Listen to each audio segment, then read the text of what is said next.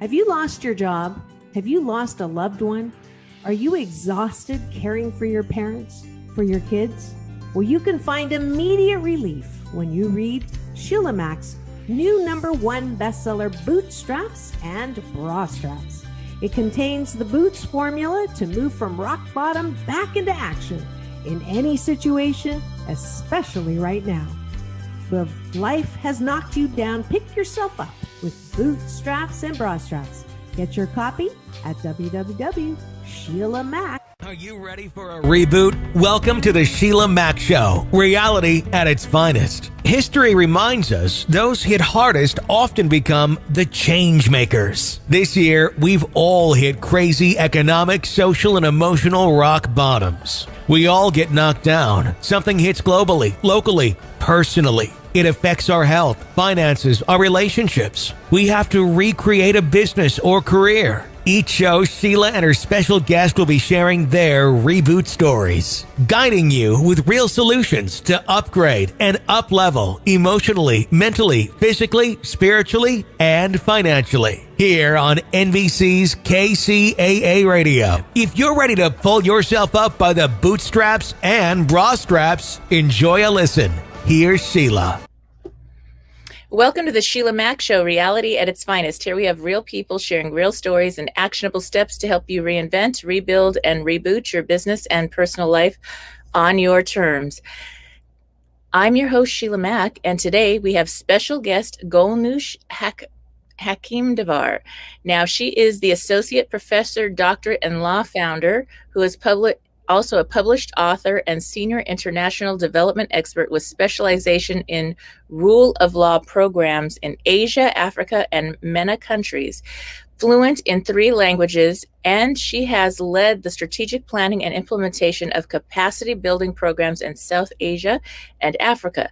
An expert project manager skilled in design, implementation, and evaluation of development projects.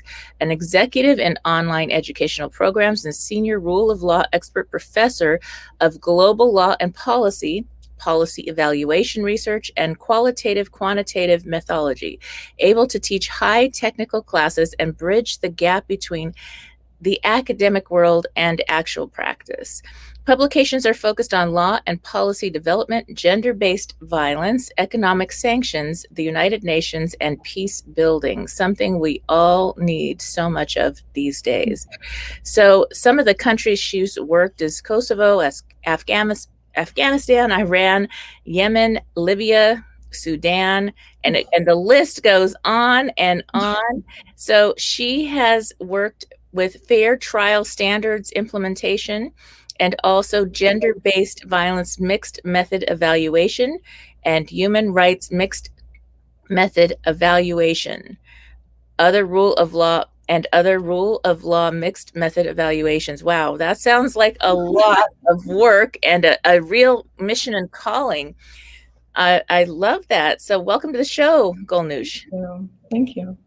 And this show was actually brought about based on my new best-selling book, Bootstraps and Bra Straps, the formula to go from rock bottom back into action in any situation. And this last almost 2 years now, it seems, we've had just about every situation imaginable hit us all globally at once. So you, if you have a story about your business or personal life where you experienced a difficult situation and how you got back on track, I love to start with that. Thank you so much, Sheila, for having me on the show, and thanks for that bio that you provided about my life. So I'll be honest, the reason I went into the field that I went into, which is a focus on human rights and bringing about justice in the world in some way, shape, or form. I'm not sure how successful I can be, but I hope that I can leave something behind as I get older and I get closer to the end. But I really went into this field because I was working before. I was working in manufacturing, and I loved my job. I loved everybody I worked with. But there came a time that I realized that there was a lot of injustice around me. There were a lot of individuals that were harmed. There were over 80 million people that were forcefully displaced from their homes and were living in camps, in displacement camps, either in their own countries or outside of their own countries. And there were individuals who were killed and were buried in mass graves. In Kosovo, as an example, is a place where there were over 1 million people who were displaced. And so reading about all of this and reading about all the injustice, about women who experience injustice, who experience violence, 30% of the women in the world, even today, experience some form of injustice and gender-based violence. And I remember coming to the office and thinking, turned on my computer, and I don't know if you remember before when we had this desktop, everybody uses a laptop now.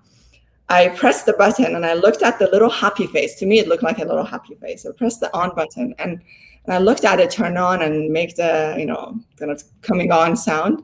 And I thought, what am I doing? I need to be doing something more. And that was kind of the turning moment in my life. That's when I decided that I needed to change the direction of my life. And I didn't want to care about, of course, every profession is important, but for me, it was important to do something that I could hopefully, in a small way, contribute to the injustice to alleviate the injustice that exists in the world. Yeah. Wow. That was a huge reboot in your life, pressing that button. That's great. Very true. Yes. And things like that are definitely a calling or a guided something beyond us guiding you to do that. And it's small efforts. If you're tuning in and you're frustrated with the way things are right now on this planet, it's the grassroots efforts, it's the community efforts that make the most difference globally. Actually, they can actually show up globally, and it starts just with each person taking action and not just standing by the sidelines, staying quiet about it. So that's what it's going to take, I think. Yeah, it's so true, Sheila. I want to actually pick up on what you just said, and that every individual matters, right? Every citizen matters. And that's the approach that I take towards, when we talk about rule of law, it sounds very big. It sounds kind of like this big thing about law, and it's for the lawyers, but it's actually not. It's for people. It's for people to understand their rights.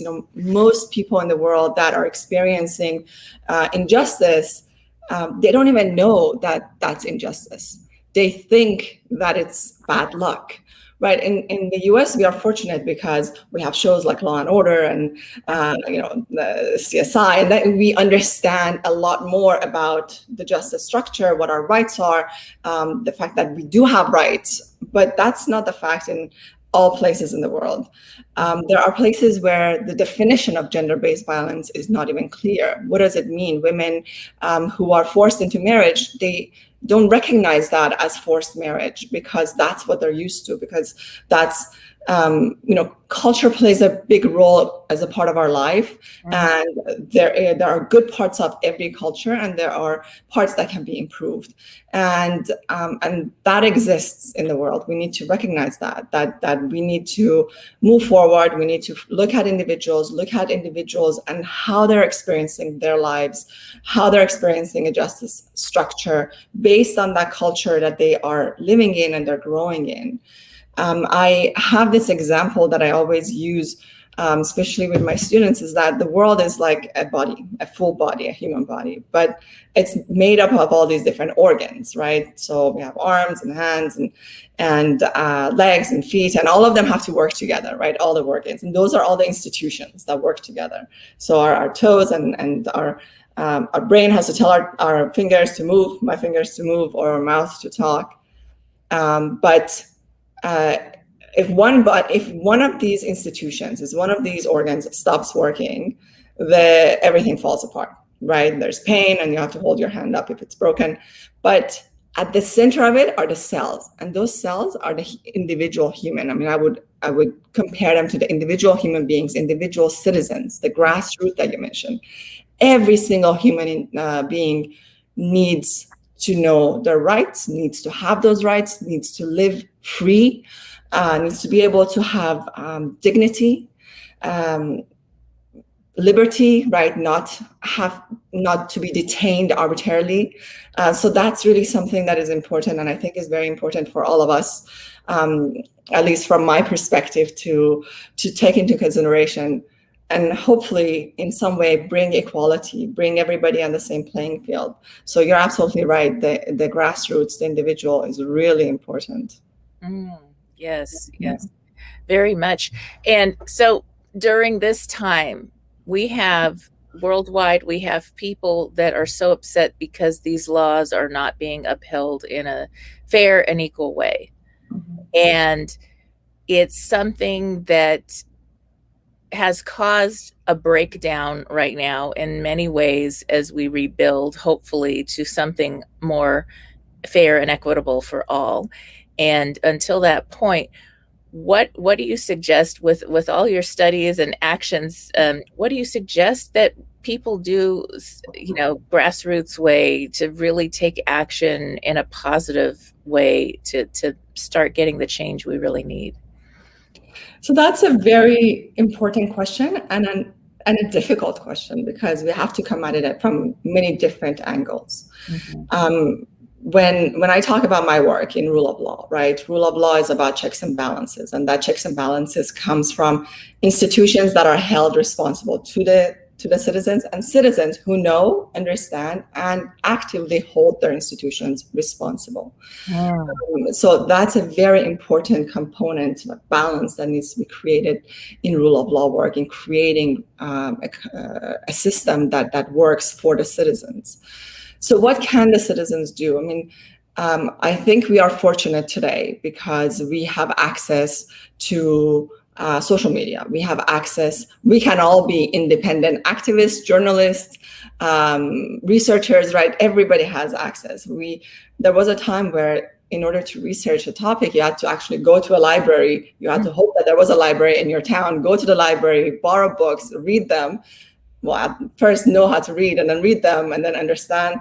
But now we do have a lot of information at our fingertips.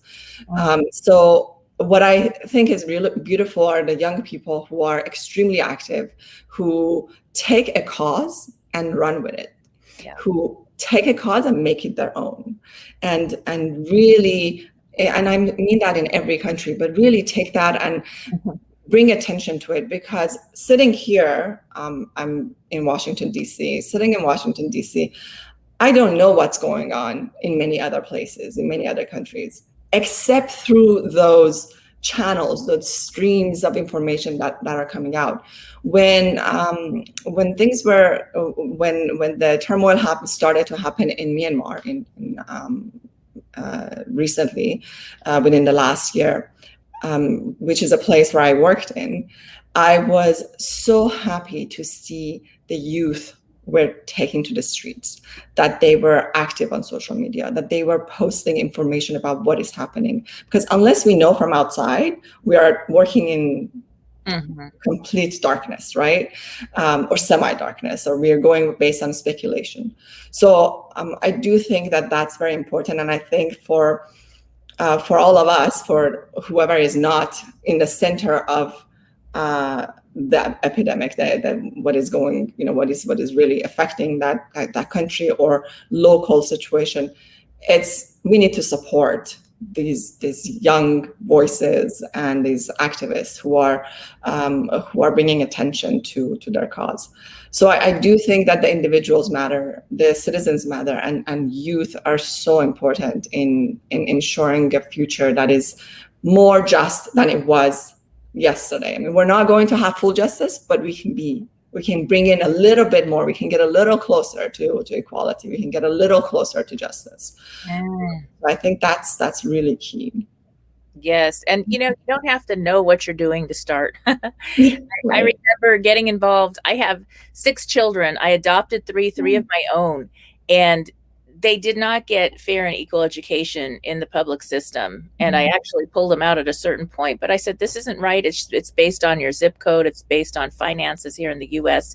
It really is different than what we would hope it to be. And I started campaigning nonpartisan just getting involved. And I was really guided to do that.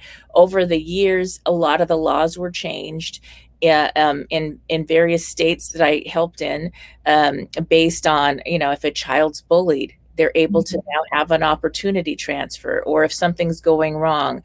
And many of the charter schools that were opened in the most at-risk areas are the highest performing schools that outperform the top area schools, whatever the top financial area schools, because there was this freedom given, and it made it better. Not as good as we need it to be by any means.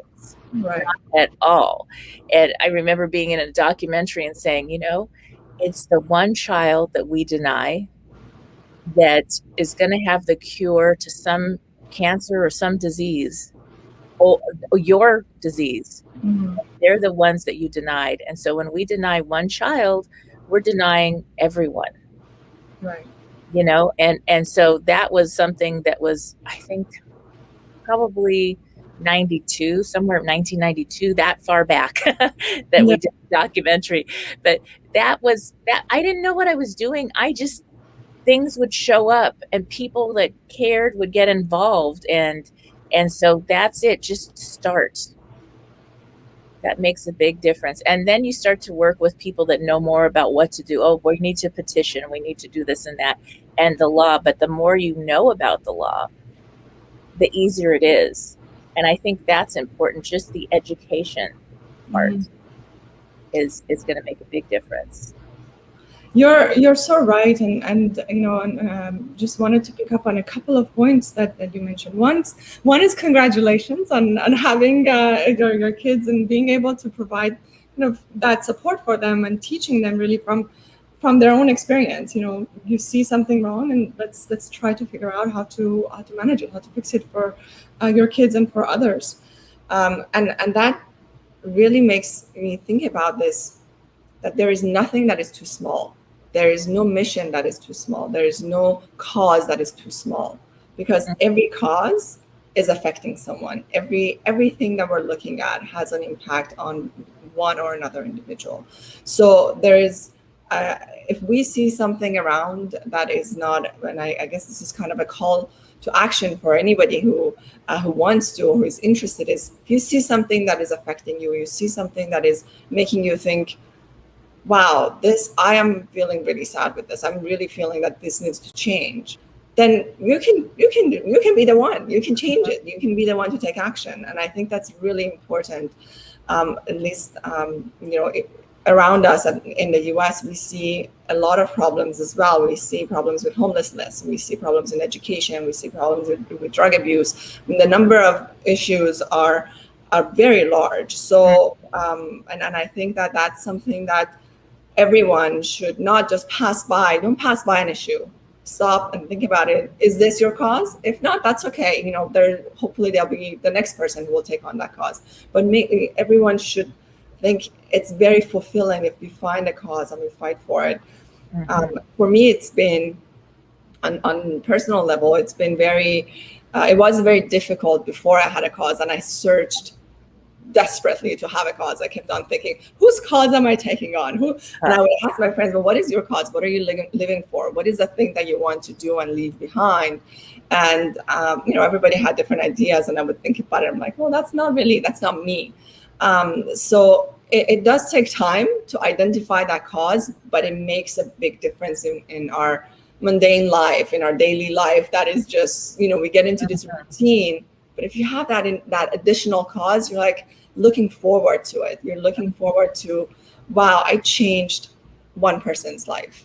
Right. That's great. I've made a difference beyond my own life. And for me, it's definitely been something that I've looked for.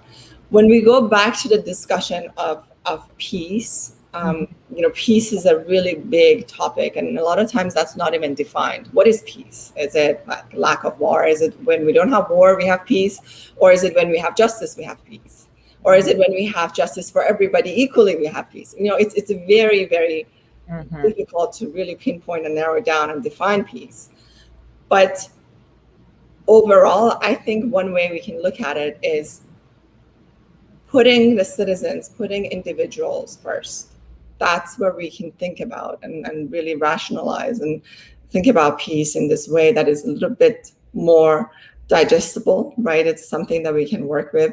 Of course, there are other issues with the environment, but individuals do matter, right? Individuals can make a difference and can affect and even can create that definition of peace long term. Hey, 100 years from now, that one child that you were talking about, that one child who could have possibly been left behind could be the one who is defining peace for us, who is going to write the next charter that's going to define fully what peace should be, how peace should be defined in the world.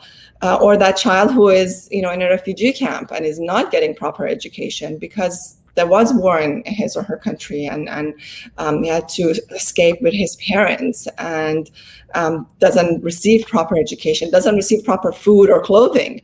I mean, that child could be the one that is making that leap for us. So providing support, on all levels, it's just so important. And I don't know why I have been quite fortunate for myself in my own life. I've lived a pretty straightforward life.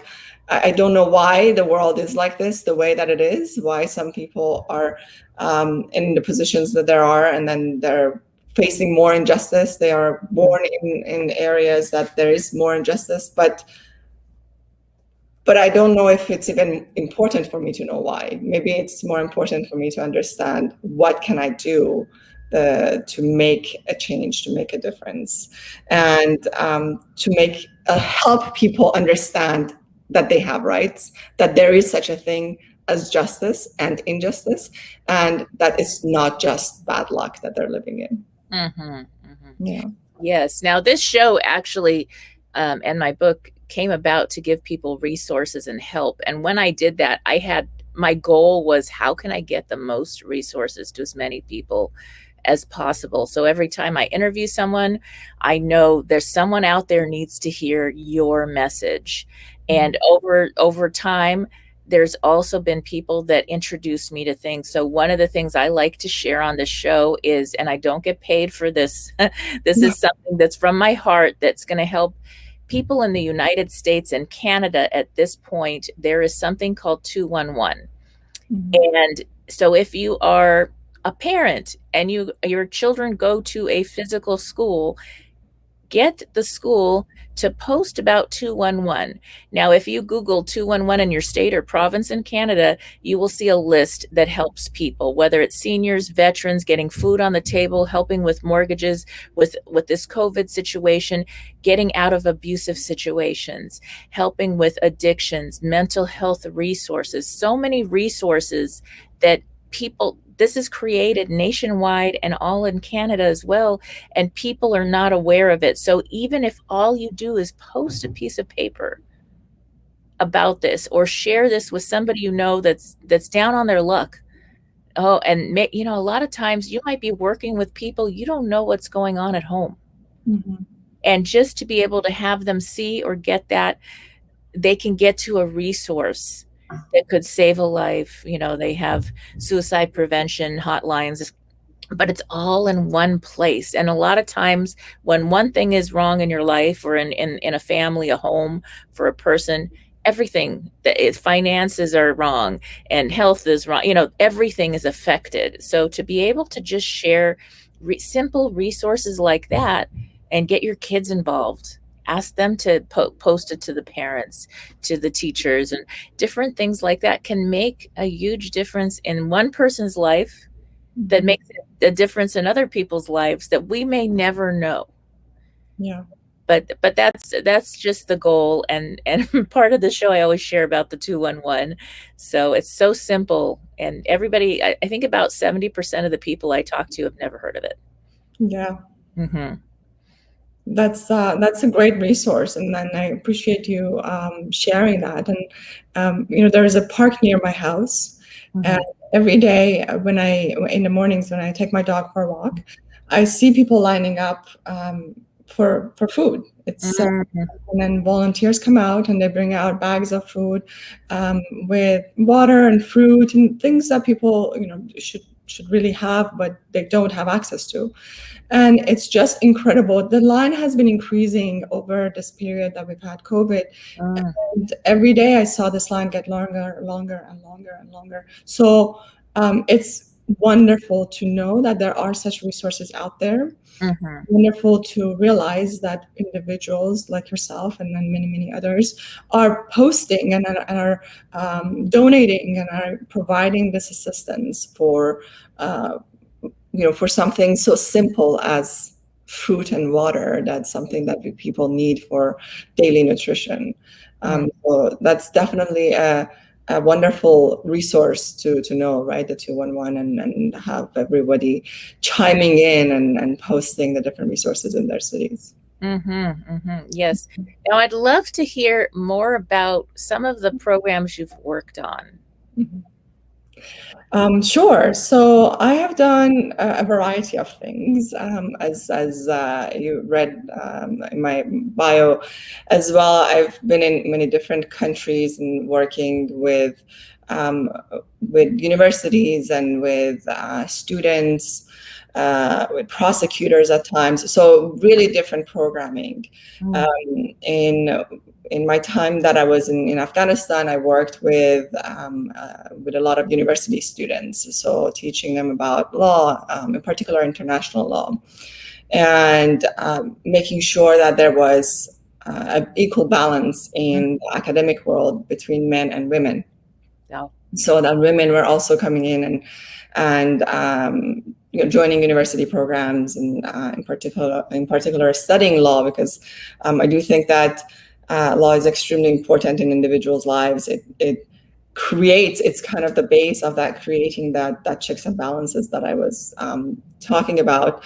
So that's one of the things that was very near to my heart, and ensuring that women had equal representation, not only as students, as faculty, in the judiciary. This is something that I'm quite worried about as we see the shift in Afghanistan, and there may be the same women may not have the accesses that they had when I went there. So I'm afraid that maybe women will not be able to actually be judges any longer, as it was before 2003. And so their lives may be at risk. So those, these are things that I kind of daily think about, and it's quite,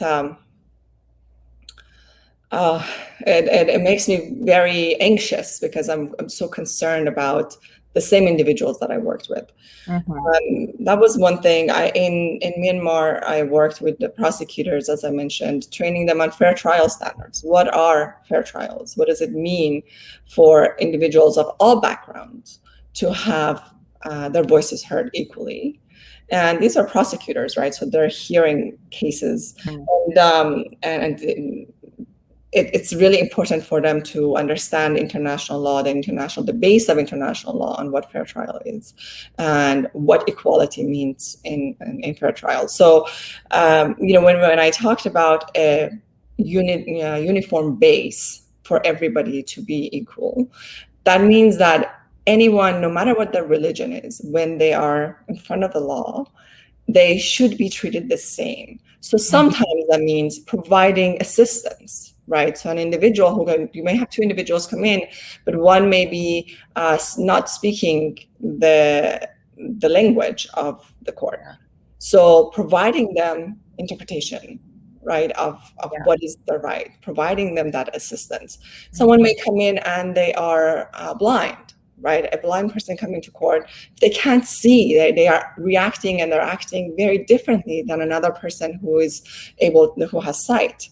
So providing that individual with maximum possible assistance, so they are treated equally, that they have equal representation, not only on the legal side, but also on their position, their situation being equal with the other. So fair trial is really, I'm kind of breaking it down to really the basics, but that was one of the other things that I did. I did a training on this, and unfortunately, all the countries I've worked with have ended up in not necessarily moving towards democratic positions. But I'm hoping that long term, some of these trainings have been solidified in the minds of the people that I worked with. Mm-hmm. Well, other than that, of course, I've taught at universities. I've taught, you mentioned law and policy. So I love teaching and my students, and that's another service I think that we provide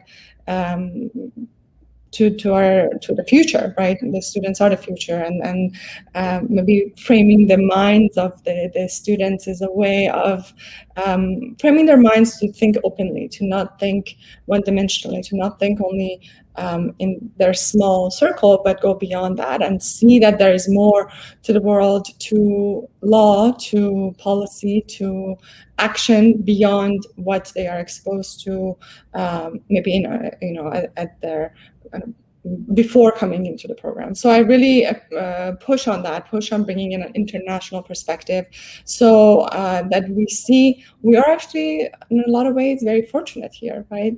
And I think seeing what is happening in other places makes us think about our position, our lives, our legal structure, and that will push us towards improving even more, right? What are the things that are working? What are the things that we can improve? So always having that international aspect, of course, helps. I came to the US when I was 13. So for me, it was all new. I learned English as a 13-year-old. So it was an experience for myself to integrate into this new world. And I always see that difference. Okay, this was an experience I had before. This is a new experience. So I think it's good for everyone to be able to see that, for all my students to be able to see that multi perspective in the work that they do. Yes, that's beautiful. It's something I didn't travel until later in life, and I was born and raised in California, in the foothills. So La Cañada, Montrose, Glendale, California was kind of my home base. And for me, I had people from all over the planet as neighbors and friends. And I can remember being raised partially by grandparents at one point when my parents were sick, that my grandmother had all these older women that were probably 75, 80 back then, and I'm 5, and they would sit and have tea and talk. And they would have these discussions about where they came from on the planet and what they went through. It was their adventure, their story, their reality, and it was living history for me. They were these beautiful, feminine, stoic women. Now, back then, they were running businesses that maybe the husband passed away or something happened, and they were running businesses when even in the US, that was like, a woman can't run a business, and they had to deal with all that. And so that's what I had, and it was the best education because it gave a person heart, feeling, reality to our world is really smaller than we think. And it gave me so much compassion and gratitude. And I mean, some of these ladies, actually, we adopted them into the family, and later on, some of them stayed in my home until they passed away later in life. I mean, they were like my extended grandparents. They didn't have children, whatever, and they were with me. And so it was just a beautiful experience. And not everywhere in the US is that diverse. Just Los Angeles, California, we had that incredible diversity. So I felt like I got to travel the world. And then later I did travel for 7 years full time and worked on things. So that's something that bringing your children these stories, parents listening in, or even young students in college, to have living stories, living histories of people that went through things or are currently, depending on where you are in the world, going through things that are so different from where in the United States where we live. Just to have that changes the perspective entirely. It really can make a difference. Now, when you were a little girl, Golnoosh, what was your goal? Did you think you were going to get into this and be an activist like this, or? Actually, no, I wanted to be a neurosurgeon. That was my plan all throughout my childhood. I decided I wanted to be a neurosurgeon when I was 9. Wow. And I came to the US and I went to school. I went to high school. Unfortunately, I was told when I was in high school, maybe fortunately now, but unfortunately I was told that, as an immigrant, no, it's not really, it's too hard for you. You shouldn't pursue this degree. Of course, my English was quite weak at that point. I had just learned. But yeah, so that changed the direction of my life. I was, that's really where I wanted to go. I still love surgeries. I have this very strange hobby of watching videos of there are universities that do live, like they have videos on YouTube of surgeries, and I watch those. I think those are fascinating, and learn a little bit from what I'm seeing. But of course, I'm happy for where I ended up. Definitely would have been a different life if I had if I had gone into medicine, but still everything happens for a reason. You never know what's in the books for the next 15-20 years, but I'm definitely happy with where I am. And what you said about the older ladies, that is so important. The stories, that's what really sits with you. So that's the one thing in my current day, that's the one thing that I like crave it. I want the stories of people. I want to hear more and more stories. And I think that at any time, and this is for kids, for adults, for anybody, when you see a person, I think we should be interested in their story. Not telling them about ourselves, but hearing their stories. And I love that. Sometimes, in the park next to my house, I find these older people and I sit there and ask them a couple of questions and let them tell me their stories, because you can learn so much and you can pick up so much.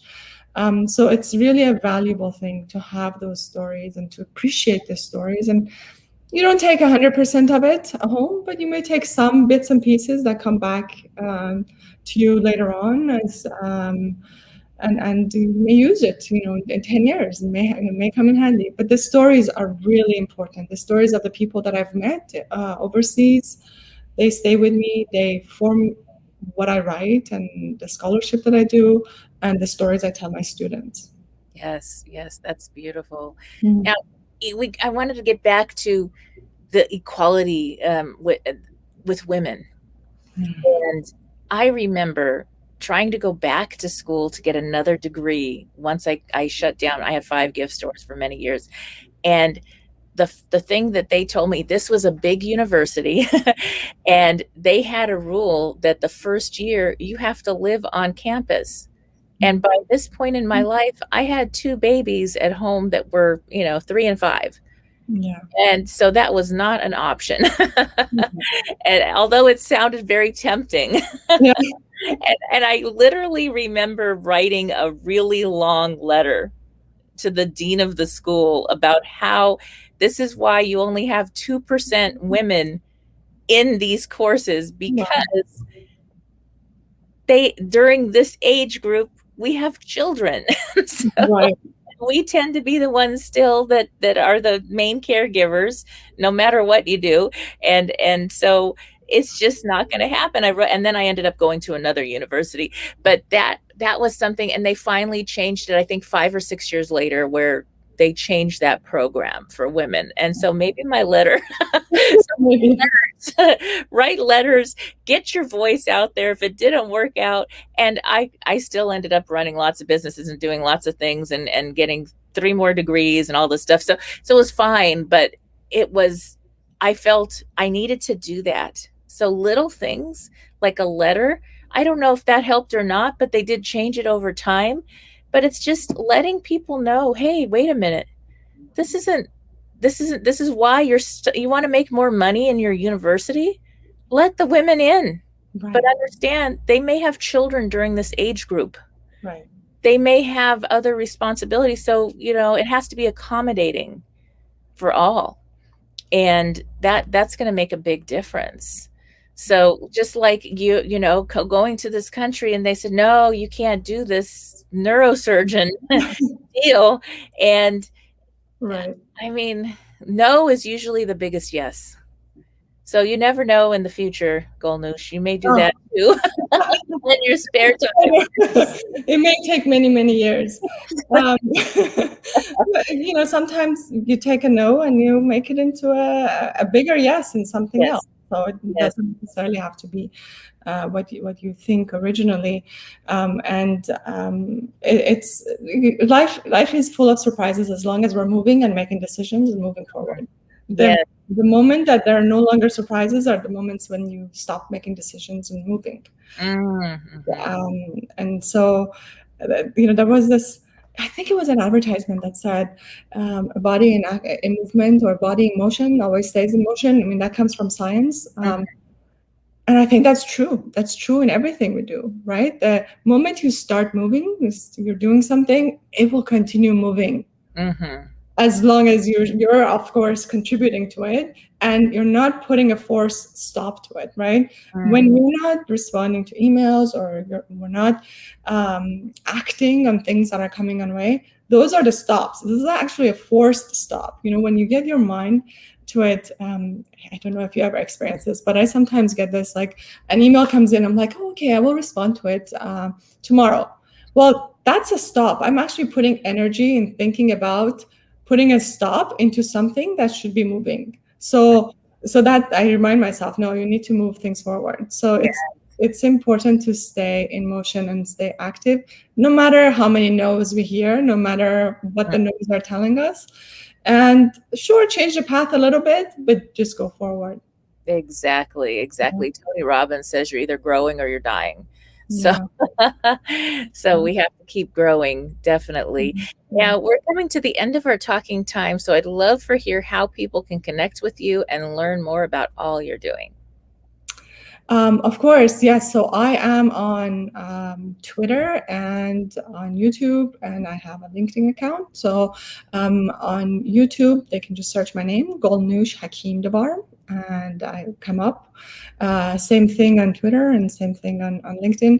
I'm actually, no one in the world has my name. So if my name is typed into Google, that's the only person that comes up. So, and I'll be happy to be connected and continue the conversation. All right. Well, thank you so much, Golnoosh. And for those tuning in, we'll be back after these messages. Thank you. If you are just tuning in, this is NBC's Sheila Mack Show here on KCAA Radio, the station that leaves no listener behind. And I have a special thank you shout out today to our sponsors at growcredit.com/podcast. Now, Grow Credit is something that you all need to hear about. Are you ready to reboot your credit score today? GrowCredit.com is an elegant and easy way to cure the COVID credit blues. GrowCredit.com is a useful tool to rebuilding your credit. There is no credit required. There are no hard credit inquiries when you sign up. You simply sign up, and then using the membership subscriptions you already subscribed to, you are able to grow your credit. GrowCredit.com reports your on-time payments to the credit bureaus, which helps you establish or boost your credit score. So start rebuilding your credit today by going to growcredit.com/podcast to learn more. All right, if you are just tuning in, this is the Sheila Mack Show, reality at its finest. Here we have real people sharing real stories and actionable steps to help you reinvent, rebuild, and reboot your business and personal life on your terms. I'm your host, Sheila Mack, and some of the things that I wanted to remind you of is if you or a family, friend, or loved one is having a tough situation or tough time getting back on track after COVID or some other interesting situation knocked you down this year, please don't give up hope. And remember, it is okay to ask for help when you need it. In fact, sometimes that is the hardest thing for us to do, especially us strong people. And I can promise you that it is the way to get back on track quickly. So one of the things to keep in mind if you have someone you know or you yourself may need a resource this year, I'm kind of the unofficial spokesperson for the 211, and the 211 is the new 411 for information on all resources in every single state in the United States and every province in Canada. If you Google 211 and your state, for instance, 211 New York, 211 Nevada, 211 California, you will find all the resources available in your area and be able to quickly connect for yourself or your loved one, co-workers, friends, people in your church, your temple, synagogue. So it's really important to just keep these simple numbers 211 in mind. There's resources for food banks, for how to get help with rental assistance, mortgage assistance, ways to get help with finding a job. Maybe you're not going to do your dream job for a second here while you're getting back on track. That's not forever either, but just to get food on the table or get some bills paid, sometimes we got to roll up our sleeves and do whatever we need to do to get back on track. And that's okay too, because it's about who you're being in all you're doing and how you show up that's going to make all the difference. You can bring in that beautiful energy of who you are into anything that you're doing. And so there's also a lot going on right now as we run into more lockdowns and vaccines coming out. There's a lot of things going on this year. Whenever we have tough situations, there's always the equal or greater blessing or benefit or gift that comes through. And so I'm hoping and looking forward to that other side of this year. All right. So the other thing, I am sending out some wonderful free gifts. So if you grab a copy of my new best-selling book, Bootstraps and Bra Straps, the formula to go from rock bottom back into action in any situation, this book comes with 14 free gifts. So for each chapter in the book, you will actually be able to go deeper and get a free gift. So that is something that you wonder, what does this book talk about? Well, it talks about various rock bottoms and how to get back on track. So I'm just actually flipping through the pages here, and we go over the Boots formula. So you get a free introduction video that's a free mini course on the Boots formula. And then we go into a chapter on feeling your feelings, grief. And that's a chapter that gets into different stages of grieving and how to really honor that sacred journey and get back on track while honoring the journey that we all go through at some point in life, grieving. And this year we've had to grieve in various different ways.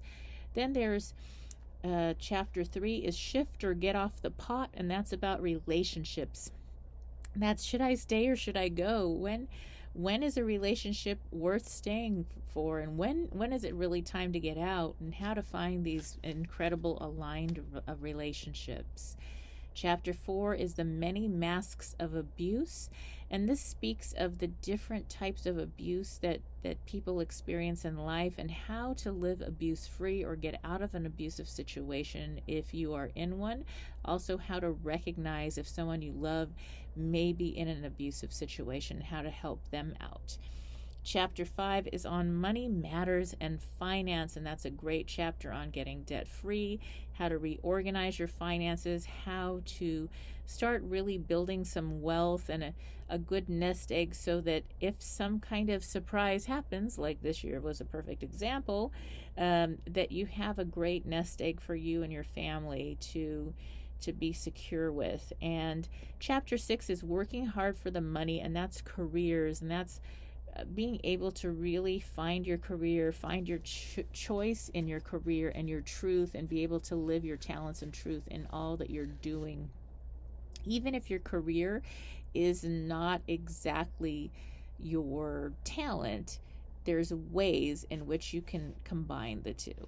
Chapter 7 is You'll Always Be My Baby, and that's parenting teenage and adult children. This year we've had to face a lot of that, with many of our teens home, or our young adults being home from the dorm in college. I have a couple of young adult college kids that are home, and I am loving every minute of it as a mom, to be honest, but it is a tough time. It is a difficult time for our young adults to have to be home so much, especially with the lockdowns coming back for hopefully a short time. Then there's chapter 8, and that's parenting your parents, elder care. So that's a different season in our life where there comes a point where we take on a different role with our parents. There's different boundaries that we have, and then at some point we kind of become the parents and start taking care of our parents, and that's a really different situation. And we've a lot of the elder care homes and this and that have closed or have had problems, and so more and more people are having their families stay with them and are facing elder care issues that are very different and unique this year. Chapter 9 is Breaking the Cycle, Addiction, and that goes into how to get out of addictive cycles, whether it's an addiction to alcohol, drugs, food, whatever negative addiction it could be, and how to get back on track and find healthy ways to get through that and connect to different groups. Now, the next chapter is self-care and spirituality. That gets into how important it is to refuel for ourselves.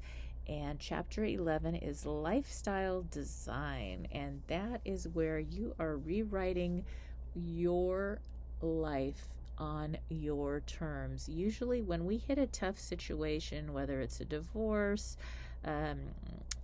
something happens with our careers, our children grow up and leave home, whatever it is that we're facing, and there's a big life shift, it's a great time to take advantage of that and, get out the pen, do some of these chapter activities, and start designing life on your terms.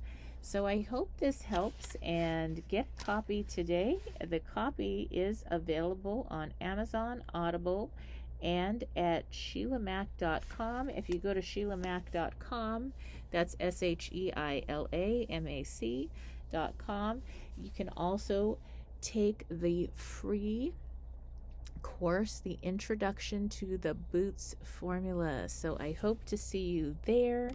Thank you again for listening, and as always, I wish you life, love, laughter, and light.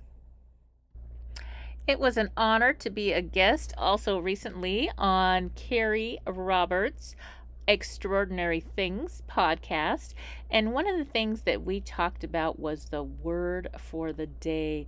And this is, what is your one word mantra that helps you to stay on track and focused even through these very interesting times? So here's my response to Carrie's question about the one word mantra. I like to ask all my guests, Sheila, is what is one word or quote or mantra that you try to live by every single day? That's the being. In all I'm doing, it's who I'm being. So whether I'm walking my puppies, cleaning my house, working with my clients, having fun with family and friends, it's who I'm being, how I'm showing up, that's going to make all the difference. I love it. Well, I congratulate you on your growth as a person, your ability to be perseverant and work hard to live the life that you want, even when it comes at you unexpectedly and crazy, and how you're helping others to do the same. So thank you so much for sharing your story, and I look forward to hearing more. All right. Thank you. Is not one size fits all, just like a pair of boots or a bra. So the formula is designed to help you through any situation. to grab a copy of my new best-selling book, Bootstraps and Bra Straps, the formula to go from rock bottom back into action in any situation. It is now available on Audible as well as on Amazon and Kindle and at www.sheilamac.com.